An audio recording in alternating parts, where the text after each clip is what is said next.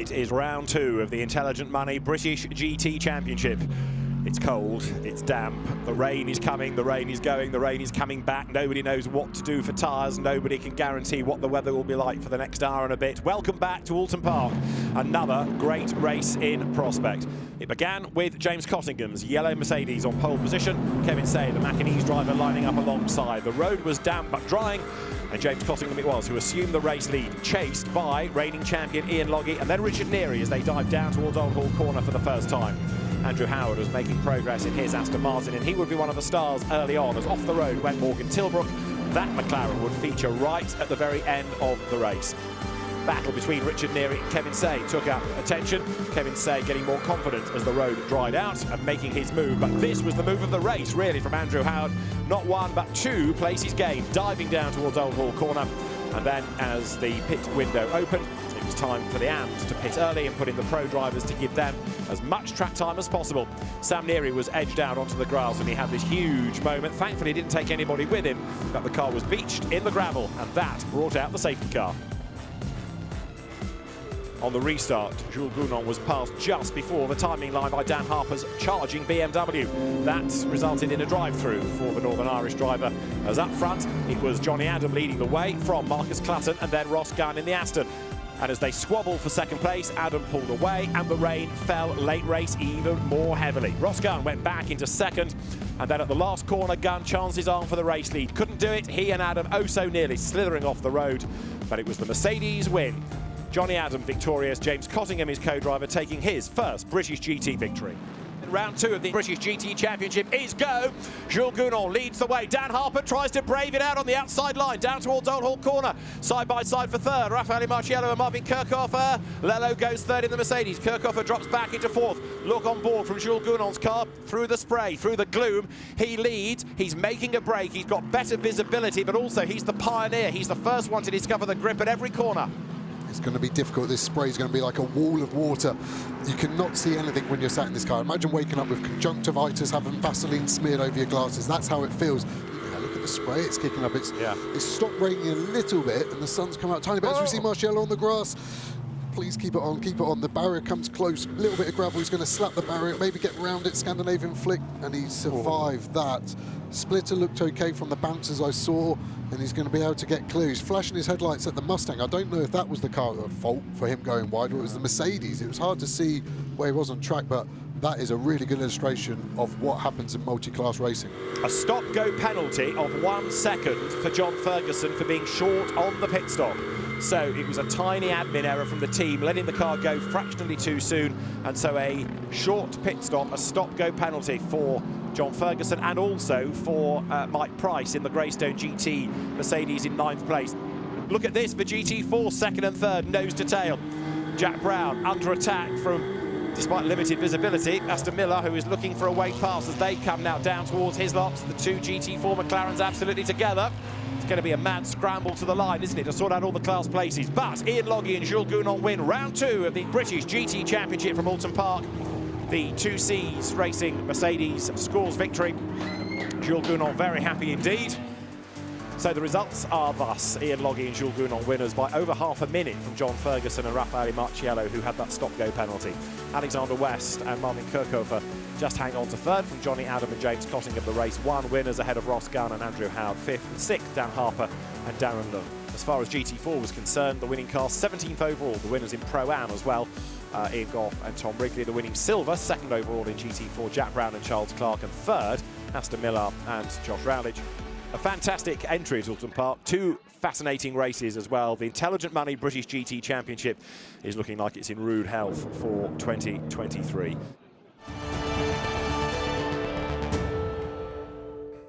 Hello everyone and welcome along to the home of British Motorsport, the Silverstone Grand Prix circuit and round number 3 of the 2023 Intelligent Money British GT Championship. It's the Silverstone 500, for many the biggest race of the year. 3 hours of action around a circuit that was made for GT competition, and we've got the biggest grid that this championship has seen for 11 years. Round number 3 of the season gets underway when the red lights go out. That happens now, and the roar builds as they head towards turn 1. Not a good start made by John Ferguson from second. Neary will have the lead. To the outside goes Cottingham, to the inside goes Loggy. They both jump the number 15 car, with Cottingham getting up into second in the first corner from 4th on the grid. Single file the Mercedes will run. Andrew Howard jumping into 5th position. Looks like the Century Motorsport BMW is still languishing further down the order than they'd like. GT3 are cleanly through the first few corners. What about GT4? The Ginetta's trying to make progress on the outside line. They just about keep it within track limits, and we're side by side already for that GT4 race lead. That looked as though Zach Meekin was under some big pressure from the Optimum McLaren heading down the straight. Richard Neary leads at Stowe Corner. Big dive by Andrew Howard, right back onto his Alton Park form, isn't he? This has got disaster written all over it. 3 wide, side by side between the Mercedes, and Adam on the outside line might just hang on. Here comes Barnacote as well in the McLaren. Then you've got Ross Gunn, then Raffaele Marciello. This is the stuff that dreams are made of. Down onto the hanger straight they go, and again Sam Neary up alongside the yellow Mercedes. This is for the net race lead, and Barnacote makes it 3 wide on the grass, ducking and diving in amongst the traffic. Somehow it is still Johnny Adam ahead, but this is getting too busy for words, Joe. This is incredible. I don't know why you get so excited. This is how I drive on the M25. You just got to find that free bit of space. Oh, big impact there. Who's that? Is that the Team Brit 570 McLaren? It was a GT3 McLaren. Couldn't quite make out which one it was. We've been told both drivers are out and okay on their way to Manchester. So the Team Brit car has had a spin and then has rejoined, and that might look really stupid. Why has he done that? You are so blind in a race car. You've got to rejoin. He's obviously gone off, hit the wall. He's looking to his left. You can see the driver looking, but there's such a big blind spot in that pillar. He's pulled away thinking he's clear, and then Simon Orange comes into shot. Nowhere to go. Meanwhile, an incident we're hearing between cars 4 and 97 will be investigated after the race. That is Johnny Adam and Ross Gunn, so the Beech Dean Aston Martin and the 2Cs Mercedes. Right now, though, we focus on the fight for the victory. There are 12 1/4 minutes to go in this 2023 Silverstone 500. Is it going to be Barwell Motorsports Day? Will Century Motorsport get the victory? Surely the favourite is the BMW, with a much superior exit there from Aintree. Down the Wellington straight, jinked from the outside to the inside. Fantastic stuff there from Dan Harper. Sandy Mitchell is desperately late on the brakes through Brooklands. Can he hang on? Surely not. He's got the inside line for Luffield, drifts out wide. Harper goes up the inside and finally manages to outfox the double Silverstone winner, almost leaning on each other off the corner. They're door handle to door handle past the pits with a handful of laps to go. Can Dan Harper wrestle the BMW through into the lead of the race? The answer is yes. Through he goes at Copse Corner. Dan Harper makes it stick with some terrific side-by-side racing. Darren Leung and Dan Harper win the 2023 Intelligent Money British GT Championship round at Silverstone. The Silverstone 500 and the RAC Trophy going their way. Second place goes to Sandy Mitchell in the number 78 Lamborghini. That was a fantastic drive for he. In GT4, it will be on the road the Ginetta that leads the way, but they are being black flagged for not serving this penalty, and so actually that number 56 car is not going to claim the victory. That will go the way of car number 90. And as they come out of Luffield Corner now to see the checkered flag, it will be the race victory for Optimum Motorsport in GT4, a class that really none of us knew which way it was going to go, but it has been relative domination from them, and Optimum Motorsport celebrate the win as the car comes across the line. The Silverstone 500 is won by a BMW in 2023. Darren Leung and Dan Harper victorious for Century Motorsport. Sandy Mitchell and Sean Balfe come home in second for Barwell, with Optimum's McLaren of Rob Bell and Mark Radcliffe in third. A good day in the end for Optimum across both of the classes. In GT4, it is Charles Clark and Jack Brown who claim the race win, with Michael Broadhurst and Ed McDermott second, Matt Cowley and Eric Evans in third, ahead of Holloway and Ellis, with Rollage and Millar for DTO Motorsport completing the top 5. Of course, you will not see at the front of that field the 56 Ginetta, which was black flagged for not serving the penalty.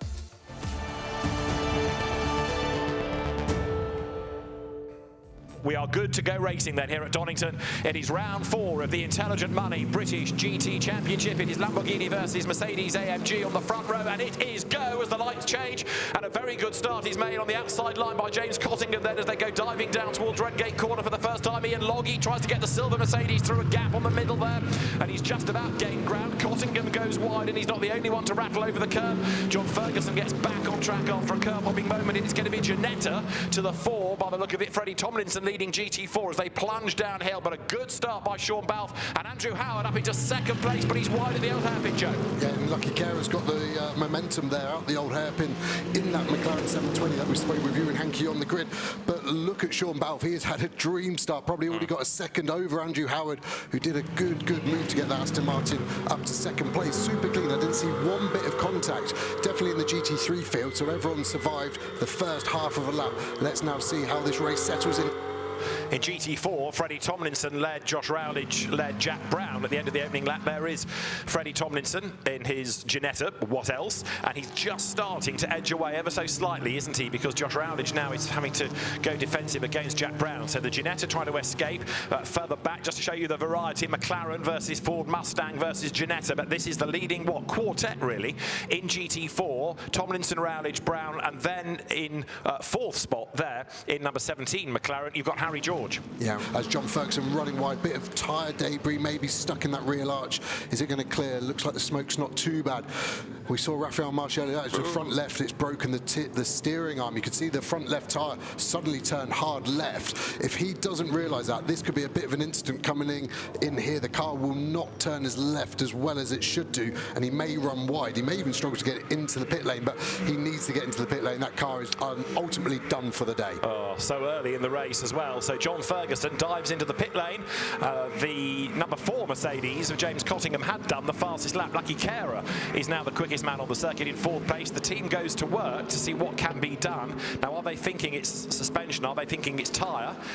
Well, yeah, I think it's the front left, and I think he's hit the tyre stack, or he's missed that. You can see Morgan Tilbrook nearly hit in his background. These curbs don't look so big on the camera, but he is running over them. As he lands, I think that front left steering arm, the front wheel we're looking at, gives up the ghost. He's got opposite lock on a little bit, but you can see that front left doesn't look quite right. It's going quite high up into its own wheel arch, and I think ultimately it snaps something in that steering arm, and he's just not going to have any response from that front left wheel. A wobble as we run wide.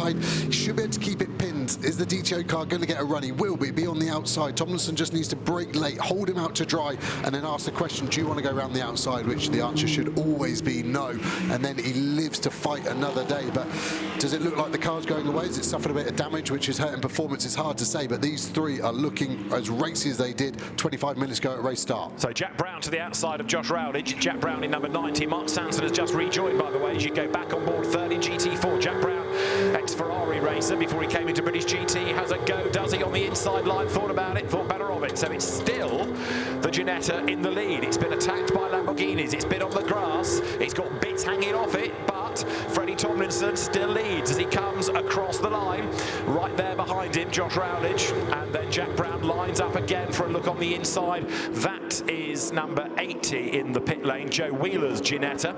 So that one has got a problem, but 56, no matter what's been thrown at it, this bulletproof car still seems to lead the class, with Freddie Tomlinson doing a good job. Oh, now that shouldn't look like that. It's Chris Hart's Drive Tack Mercedes. A bonnet pin potentially is broken. Certainly the bonnet is up. He can't see where he's going. And this is what happened. One pin has gone, air gets under it, bang, and around he goes. That could have been a whole lot worse, but that would have been a really frightening moment. Yeah, so I think he's probably had some rear end contact. He's crashed in the back of someone's rear, broken the pin. What can he see through? Potentially those bonnet scoops, but I think they're actually solid. There's a little bit in the middle there. I think it's just, as you said, broken the bonnet pin. It'd be interesting. I don't know why it spun when the bonnet went. I assumed he's jammed the brake on and it's rotated the car. I don't think it would have acted as like a parachute on the front end. As we see it change for the lead, we've just got the GTO McLaren is now in front of the Ginetta. We haven't seen where, but it looks like he's lost a load of time. Is it potentially that Paddock GT3 car has been the grenade in the mix there and it's mixed it up? No damage on that Ginetta at least, so it's going to be interesting. Now they've swapped position. What's the so Ginetta got to answer, or does that DTO McLaren just ultimately have the outright pace? And not only is Sean Balfe, going back to the GT3 story, losing places, but he's on his final track limit warning. He's got his 4th track limit warning. After that, it's a penalty. Right, there's the move for the lead. Finally, Josh Rowledge, full send up the inside, going into Goddard and goes through. Jack Brown comes out to have a go at Freddie Tomlinson as well. He's not cleared him yet. And actually, there's part of your answer, Joe. Rowledge hasn't gone scarpering into the distance. He's pulled a small gap, but not a massive one. Yeah, really hasn't. And down to the inside, Brown gets second place. Big damage, Marcus Clausen into the last corner. You can see he's hit the solid concrete wall. It's going to be hard if that's not a safety car. Martin Plowman, rear right damage. So they've obviously come together. Exactly. We saw Marcus looking a little bit frustrated. It might be as simple as it looks like they've rear-ended each other. So Plowman's on the brakes. This is into the previous corner. Plowman saying, if you want to go around the outside, go on, but I'm not going to turn. Marcus has got back down the inside. They're nibbling at each other. He's got a rear right puncher already, and then it just all comes together. But Clutton wouldn't have known, Plowman wouldn't have had a puncher, and it's really messy. But you see that concrete wall doesn't move. That is a big, big hit. Stuart Middleton goes defensive, and to the outside line is Lewis Plato. Comes on the inside line out of Coppice. This is Plato's chance then. He's got the power, he's got the grunt in a straight line, and he's ahead. Is he on the way down to the S's? Yes. Can he move across and defend? Yes, he can. Job done then, nicely done. And there's the Ginetta way up the curb. Now Chris Solkelt is able to take advantage, or is he? No, because Michael Broadhurst gets up alongside the BMW. He can't affect that battle, except there's contact, which might affect things. And drama for Middleton, look, because the front left corner is broken, suspension is broken, he's in the gravel on the very last lap there. Johnny Adam goes through a new incident zone. He's going to hang on for the race win. Drama right to the very end. So James Cottingham is about to be a very happy James Cottingham. He watches his car arrive at the last corner. Second win in the championship for him, an 18th British GT win for Johnny Adam. Round 4 of the Intelligent Money British GT Championship won by Johnny Adam and James Cottingham at Donington Park. Second, Ewan Hankey and Lucky Kera. Third, Ian Logie and Jules Gounon from Ross Gann and Andrew Howard's Aston. Round 4 of the Intelligent Money British GT Championship is a triumph for James Cottingham and Johnny Adam. They are the winners by just 0.8 of a second. Ewan Hankey and Lucky Kera for his best ever result in British GT second, and the podium rounded out by perhaps surprised Ian Logie and Jules Gounon. Next, GT4, Charles Clark and Jack Brown, the winners, ahead of Ian Goff and Tom Wrigley. Lewis Plato and Carl Cavers coming home third in class, but those are the men of the hour.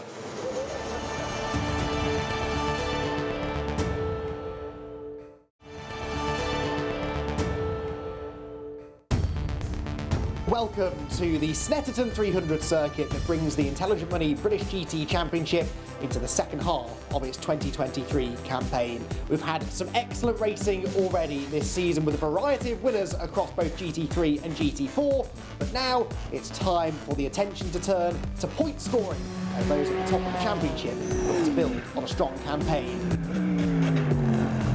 In the first race of the day, it was a race that was led from start to finish by Barwell Motorsport, having inherited pole position after the penalty for the number 4 Mercedes, which had initially qualified at the front.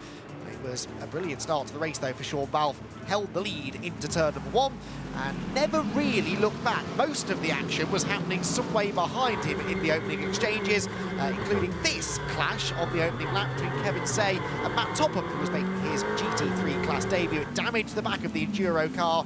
Matt Topham was able to hang on nicely to a front-running position. Then contact and Coram sent the number 3 Mercedes off along the grass. Mike Price rejoining after a spin at the back of the field. Another big moment there for the McLaren heading out onto the back straight. That allowed Darren Leung through into second place in the early stages, and the Century BMW was a factor all race long. Then into the pit window, where the pit exit in particular became very, very busy indeed, and a couple of close calls led to some penalties for front-running cars that really did jumble up the order. It was a relatively slow pit cycle in the end for Century Motorsports, so Dan Harper had work to do to try and claw his way back up the order, which he did beautifully, working his way past not 1 but 2 McLarens, including this brilliant move on the inside of Chris Froggatt to claim second place into Rich's corner. BMW man was on fire. He's become known this season for making some really good moves. However, his GT4 teammates were not exactly working well together. Lewis Plato into the back of Carl Cavers at the Wilson hairpin, which briefly allowed Josh Rowledge back ahead in the DTO McLaren. There's something about Barwell Motorsport at Snetterton that just seems to click with the number 78 car coming home victorious.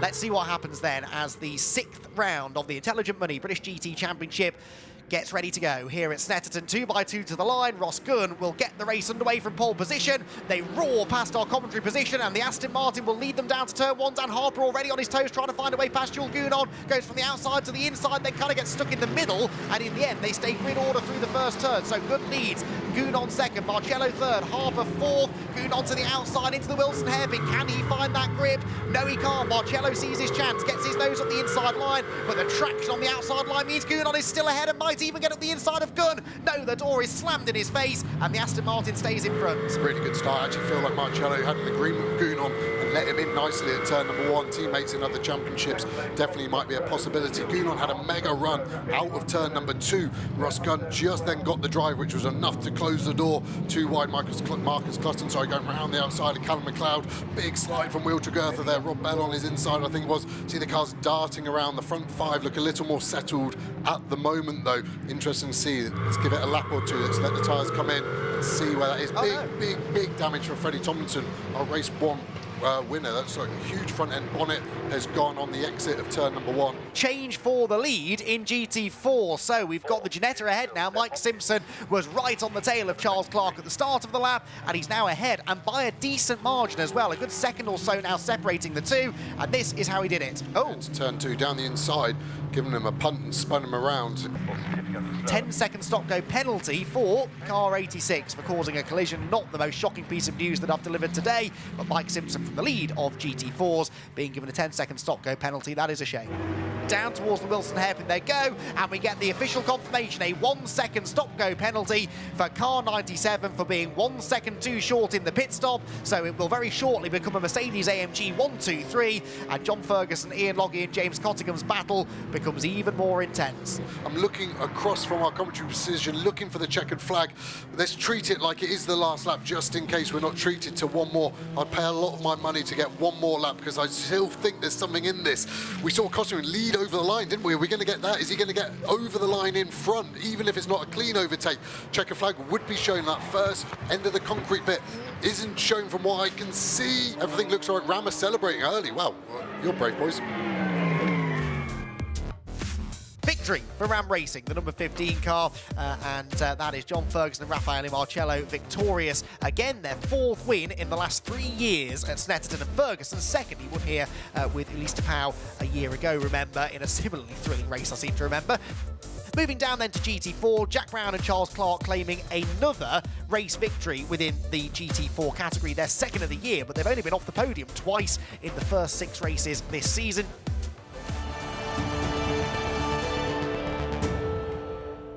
We are about to see how it all unravels for round 7 of the British GT Championship. First time the series has been to Portimao, and we are about to go racing with Miguel Ramos and James Cottingham on the front row of the grid. The 2 grids, the GT4 cars lag back just a little bit. The race director, Peter Daly, will give the instruction if he's happy for the race to get underway now, and he's blast off.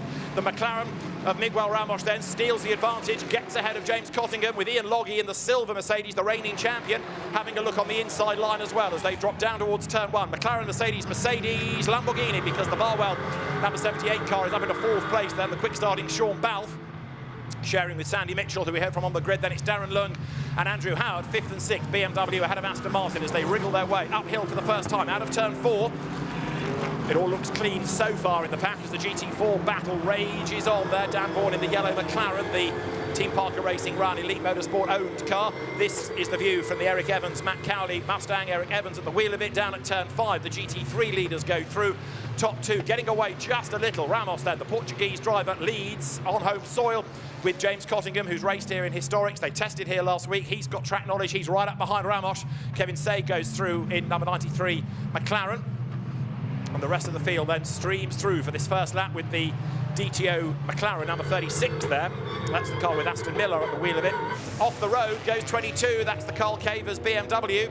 And I can't see that getting out of there. So Carl Cavers is off the road. Safety car for number 22 BMW of Carl Cavers. There it is. He's tried to dig it out as we were looking at the efforts earlier on, but it's just not going to happen for him. So Carl Cavers stuck in the gravel. And Dan Harper under investigation for safety car procedure. The race leader, there he is, Dan Harper. He's being looked at by race control.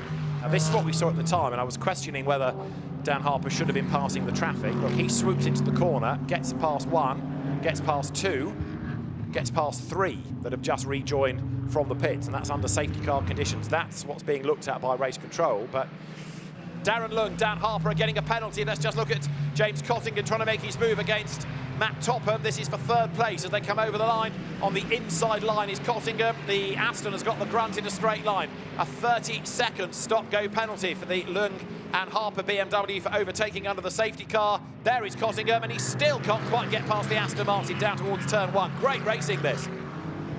We haven't touched on GT4 for a while, but this is it, where you've got a change, because Matt Cowley there has just got ahead of 23, which is Josh Miller, and in turn, number 27 of Rob Bell, the GT3 McLaren, is in that mix as well, but he needs to get past them. I say Rob Bell, it's Mark Radcliffe now at the wheel, but it was Rob Bell who brought the car in.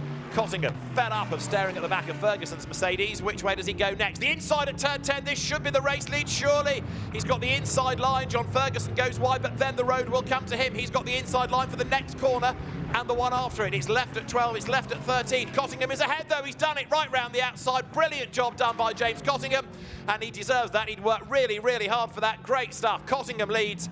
And now we'll see whether he can pull away. Matt Topham catching up to them anyway, as they're in GT4. 62 goes ahead. Matt Nicol-Jones ahead of Josh Miller. Drive-through penalty for number one. Ian Logie has got a drive-through penalty for track limit offences, so the number one Mercedes gets the drive-through. And he's going to make the move for second place anyway, down at turn 5, but that's a bit of a Pyrrhic victory in a sense, because Ian Logie, although he's up into second place, is going to have to serve that drive-through. There is the second of the Academy Mustangs coming in. So Matt Cowley to give way to Eric Evans. 62 has pitted. And now it's time for 61. Matt Cowley to give way.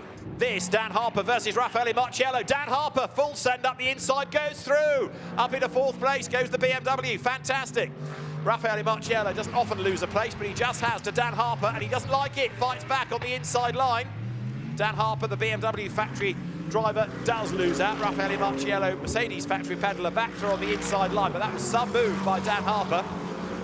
And if Raffaele wasn't conscious of Dan before, he is now, so he'll try it all over again with the Northern Irishman, but that was a great bit of driving. Just lost out at turn 3, back through on the inside came the Mercedes, and Raffaele Marciello, who did that fastest lap of the race on lap 14. Now 61 Mustang into the pit lane for its last pit stop. 72 track limit penalty to be investigated after the race, we're told. So they've ignored the drive-through, but are disputing it, clearly. So this is the Mustang that has been in the lead of the class. This will drop it back, and therefore what was de facto class-leading BMW is the class-leading BMW with a margin of 8 seconds, but the gap is coming down. Solkeld to Seb Hopkins. Their number 14 BMW still leading in GT4, and also is the leading Pro-Am in GT4. That means, of course, that it's saved 14 seconds on its last pit stop to put it into the lead over and above the 23 Aston. It's going to be a 19th record equaling win for Johnny Adam. It's going to be the 3rd of the season. It's going to be victory in round 7 of the Intelligent Money British GT Championship for Johnny Adam and James Cottingham here at Portimao. And there, the Ginetta sheds a tyre ahead of them as it goes across the line onto its last lap. 86, that's the car that was 3rd in class. That's Mike Simpson, 3rd in GT4 outright, and he's had a tyre blow, as you can see, coming over the line. Number 14 BMW, Chris Solkeld, with Darren Burke a bit closer, but not close enough to challenge. He's on his way up towards the line. Here they come. It's been a race of changing fortunes all the way in the GT4 battle, and the BMW is going to score class honours there. Michael Johnston and Chris Solkeld win in GT4 to the delight of all concerned. Recipe for success or something from Ainsley Harriott there, as over the line comes the BMW then to win from Harry George and Darren Burke, 2nd in GT4. Race results, very provisional though. James Cottingham and Johnny Adam win here at Portimao from Rob Bell and Mark Radcliffe, and then Sean Balfe and Sandy Mitchell in third. Fourth to Raffaele Marcello, along with John Ferguson, ahead of Dan Harper and Darren Lung. Then it's Phil Keane and Ian Loggie sixth. Seventh, really good result this, really surprising to be fair. Constance Lapalainen and Tim Creswick ahead of Matt Topham and Marcus Clutton, who got a penalty. Mark Sansom and Will Tregertha have a penalty looming over them, but Chris Froggatt and Kevin Say rounded out the top 10. GT4 honours to Michael Johnston and Chris Solkeld, ahead of Harry George and Darren Burke, with Aston Miller and Josh Rowledge in third overall.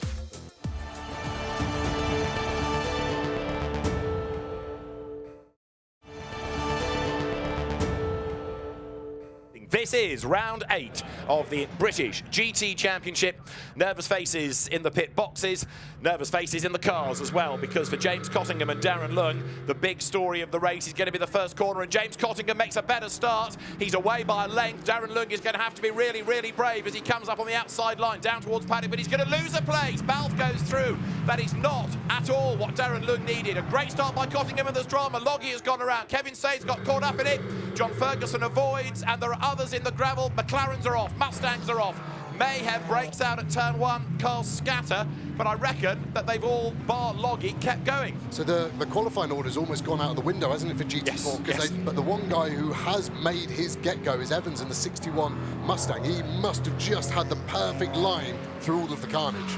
Change we've had for 5th place. Look, Mike Price has got ahead of Richard Neary. So did Richard have an off, or did he get boxed in the traffic? But Mike Price, who has really come on as a driver this year, hugely improved, he's got through. But Richard Neary suggesting that he is not going to settle for 6th. He's right on the back of Price. He's all over the grass. And even a green Mercedes trying to camouflage itself. It's still evident, but he's now lost yet more ground because GT4 machinery tries to pounce. Down they come. Radcliffe gets involved with it. They both go off into the gravel. And who comes out the other side? Neither of them. The McLaren is digging. Back onto the road comes Mark Radcliffe, but Richard Neary is stuck in the boonies. Both front-engine cars coming onto the Grand Prix loop. Darren Lung watching on, the co-driver of the BMW. Dan Harper comes then now on the tail of Ross Gunn, down towards the right-hander of Hawthorne. Darren Lung focusing absolutely on what he sees on the pictures, and Ross Gunn up the inside of the Mercedes, has to back out of it, and now Dan Harper is right on his tail. Ross Gunn goes defensive. Dan Harper, which way does he go? Can't find the gap, but he's virtually pushing the Aston along. Has he got a tighter line coming out of Westfield? No, Ross Gunn is in the way. Goes one side, goes the other. Dan Harper oh so nearly up the inside out of Sheen Curve to Dingle Dell. Brave stuff, but he's all over the Aston like a rash. Let's have a look at the straight line differences between these two cars. The only option is going to be round the outside. I've never seen it done in a GT3 car. It's a long way round here. Is it going to be done yet? Not yet, but that BMW, another Century one, is out of the way well. Harper's got the run. He's got it. He's got to just brake at the same point. Hold him out. He's gone in deep. Can Gunn cut back? It's going to be tight all the way. Little bit of contact. Mega move. Here is Matt Cowley, 13th overall and still comfortably ahead in GT4. He's 25.5 seconds to the good. However, this was earlier on in the lap, and this could have undone it all coming out of Sheen Curve. Oh, it's all a bit Hollywood, isn't it? Adding a bit of drama for no reason. Can't really argue about track limits when there's daylight between your whole car and the white line. And then he's got to get it back over. The team, if they hadn't have seen that during the actual incident, will be going in the ear of it. There is just no need for that whatsoever. You just need to calm down. 25, I can't even see a car around him. It's like me in a nightclub. He's just got no one around him. No one wants to be near him. That's such a lucky experience to have. Just calm down, Matt. You've got it. Don't need to pretend you're pushing or you need to go for a fastest lap. Just relax it back. The checkered flag awaits. One corner to go. And honours then in this penultimate round of the British GT Championship will go to Century Motorsport, to BMW, to Darren Lung and to Dan Harper. He brings the car across the line. BMW wins at Brands. Darren Lung is a lot happier now than he was earlier on when we saw him out of the car. And we'll have a quick look at the provisional results of that race. Dan Harper and Darren Lung, the winners, ahead of Ross Gunn and Andrew Howard. Johnny Adam and James Cottingham for third. Jules Gounod and Ian Loggie fourth after a turn 1 spin, ahead of Sean Balfe and Sandy Mitchell. GT4 won by Matt Cowley and Eric Evans, ahead of Seb Hopkins and Josh Miller. Third, Chris Solkeld and Michael Johnston, who in turn win Pro-Am within GT4, the third silver combination being there for Will Moore and Matt Nicol-Jones.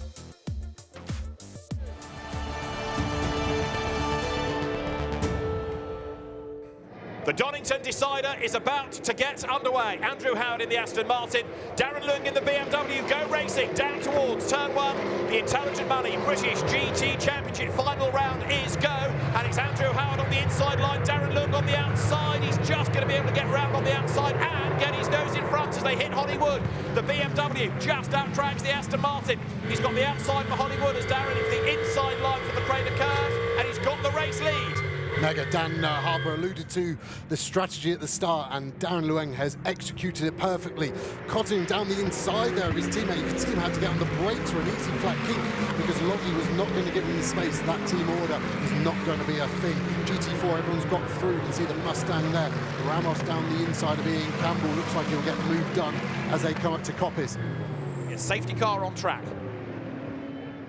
Now this is the reason for the safety car. Wow. Ian Duggan and also James Townsend are the two that have come together. So there's more than one car involved in that. So you can see the amount of damage. That's been a big hit, Joe. That's massive. Teammates, you see Ian on the right there in the blues. We get the replay. So they're only a tenth apart. James behind. Oh, it's absolutely brutal. They've just caught the end of the tyre barrier. Luckily, it looks worse than it is, and I mean that by the bodywork is shed everywhere. It's dissipating the energy really well.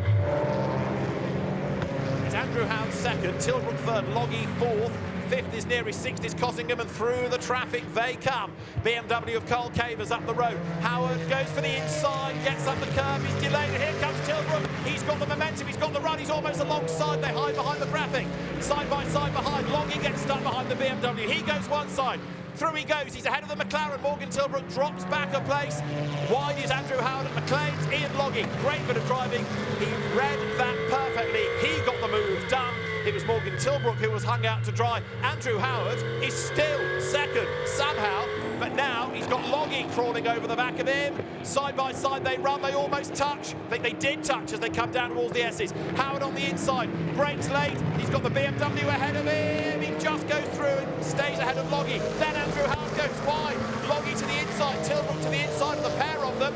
Take a big, deep breath. It's three wide into the Melbourne hairpin. Loggy up the inside is hit by Tilbrook, but he hangs on to the slide. Howard on the outside. Loggy goes through. You've also got Ramos making ground in the background. He is ahead of Cottingham now. And that is Mike Price's Mercedes. You can see what's happened to it. Don't need me to tell you that he has a very limited view, and he's going to have to head for the pit lane. It's more than just the bonnet opening. That's done quite a lot of damage, and I think that's the reason for the damage, because 42 of Ian Campbell is in the gravel at the old hairpin. Might this be another interruption, do you think, which would be really, really bad news for the leader? Yeah, I think it's got to be a safety car.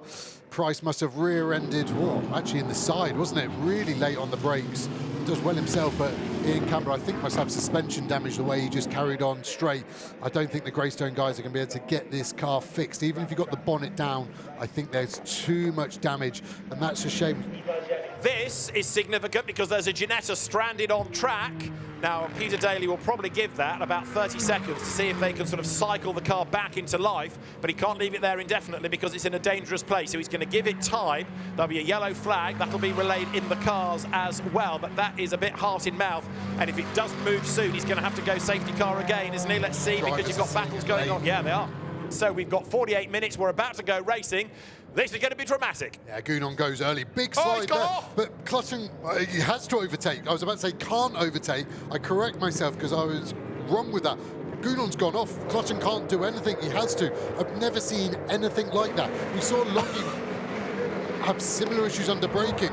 He has a wry smile. I don't think he actually understands that one of the world's best GT drivers has gone off before we even got to the green flag. As we look at the 29 car of Tom Wrigley, and he's on his last warning for track limits, but he's the leader of GT4. But that gap is coming down, look, because Tom Wrigley being caught by Josh Rowledge, 0.8 of a second between those two as they come over the line. Third in GT4, Lewis Plato in number 22 BMW. Touring car fans know, no relation to Jason. And there, number 62 Mustang up the inside. That's Matt Nicol-Jones going ahead of Chris Solkeld, who is still heading for the championship, but only just. He's just lost another place. So now that he's dropped back behind the Mustang, that I think is going to throw the advantage back the way of number 90. So the graphic was right when it came onto your screen. It was wrong by the end because the Mustang going ahead of the BMW changes things again. I'm amazed at the lack of pace that BMW's got. We saw how strong it's been, but the Mustangs are all over it. And like I said, I thought the Optimum car was out of it because that car's drive-through been penalty, so... overtaking car 88 under yellow flag. Car 4, drive-through. So Philip Ellis, a drive-through penalty. The championship leading car, drive-through for overtaking 88 under the waved yellow flags. Go on. I think Johnny Adams paid for that. I think that takes him out the points, and they're still going to win the championship as a collective. I think... Let's have a look and see what exactly happened. So we're behind the yellow flag situation. Yellow flags on the side of the road. Everybody slows, and 88 does not. Goes through, gains places under yellow flags, and that's James Cottingham being given the news. It looks bad. Yes, there's yellow flag. Yes, he's overtaken. But he was just probably level with the car that was the incident. And it's just such a... He didn't wait for the green flag, so he's anticipated. The problem is there. I'm past the problem. I should be able to overtake. He just was a bit impatient waiting for that green flag to continue on his progress. Ian Goff and Tom Wrigley then leading GT4 in the race, and provisionally ahead in the championship as well. Now for a Pro-Am combination to win it, well, we were talking about the BMW drivers earlier, but it could be a McLaren Pro-Am combo that does it. It's all rather dependent though on whether or not Tom Wrigley here keeps Josh Rowledge at bay until the end, and 25 minutes, nearly 26 minutes remain. Here's Harper. He's now up with Raffaele Marciello, who is another Mercedes factory driver. Dan Harper is a BMW factory driver. Now look how Harper's pulled away from Gounod. That BMW is absolutely flying. He lines up for a go on the inside to the S's. Can't get through that. Flash of the lights to try to distract Marciello. Good luck with that. But the exit of the S's is such that now Demon Dan thinks about the inside line down towards the Melbourne hairpin. There's the gap, there's the move, there's the place. Job done. Darren Look can't believe it. So this is now the Mustang for the championship. Is he going to get down the inside and try and go tight into the chicane, make Wrigley get a bad run? You can see Wrigley look over into his right mirror. Look at the power that Mustang's going to outdrag and completely clear him. That is American muscle for you right there. Mega move, and he's going to go. And I think he's just going to disappear as we see a very, very happy-looking teammate there of Eric Evans. Absolutely right. Sandy Mitchell is looking at a second victory of the season in the Intelligent Money British GT Championship. He and Sean Balfe won at Snetterton in one of the two 1-hour races, and they are about to win the 2-hour Donington decider. The car ahead is set to win in GT4. That will go on to its last lap, as the last round of the Intelligent Money British GT Championship is won by Sandy Mitchell and Sean Balfe. The British GT Championship, though, the title goes to Darren Look and Dan Harper after the most amazing race. Two brilliant stints, and a delighted Darren Look celebrates a championship. He richly deserved that. So too does Dan Harper. Going to be a long wait for their GT4 race-winning car. A race win in the Donington decider. The GT4 champions for Academy Motorsport. Matt Cowley, Eric Evans. Across the line comes Matt Cowley. That's the reaction. These are the champions then, Eric Evans and Matt Cowley from Jack Brown and Charles Clark, and then third, Ian Goff and Tom Wrigley. Michael Johnston and Chris Solkel dropping to fourth ahead of Josh Rowledge and Aston Miller. Carl Cavers and Lewis Plato, they've had a pretty tough season, but salvage sixth place. Let's have a look at how the championship looks in the end. Darren Lund, Dan Harper, joint champions. James Cottingham, second. And in the end, just a point and a half up on the man that he shared the bulk of the season with, Johnny Adam. Sean Balfe and Sandy Mitchell's win put the fourth ahead of Ian Loggie. Jules Gounod hasn't done every round, so he drops to sixth ahead of John Ferguson and Raffaele Marciello. Then Andrew Howe and Ross Gunn ahead of Mark Radcliffe, and then Rob Bell. The champagne about to be sprayed by the GT4 race winners and the GT4 champions, Eric Evans and Matt Cowley.